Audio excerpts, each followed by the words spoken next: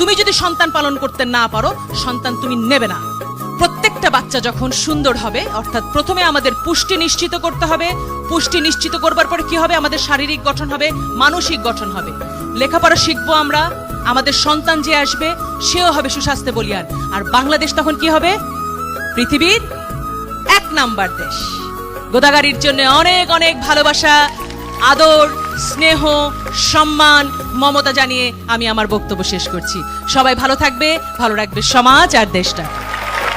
প্রত্যেকে যা যা পাচ্ছ, নিউট্রিশন ইন্টারন্যাশনাল থেকে মার্গো এবং অ্যান্ডি দুজনই তোমাদের জন্য একটা অসাধারণ ডায়েরি এনেছে। ডায়েরিতে লিখলেই ডায়েরি শেষ হয়ে যায়, কিন্তু এখানে লেখা আছে পুষ্টি আমায় করবে সফল। She will grow into it, মানে তুমি আজ স্বপ্ন দেখবে, লিখবে একটা কাগজে তুমি কি হতে চাও। যেমন তুমি প্রধানমন্ত্রী হতে চাও, হতেই চাইতে পারো, কারণ প্রধানমন্ত্রী ছোটবেলায় জানতো না যে সে প্রধানমন্ত্রী হবে।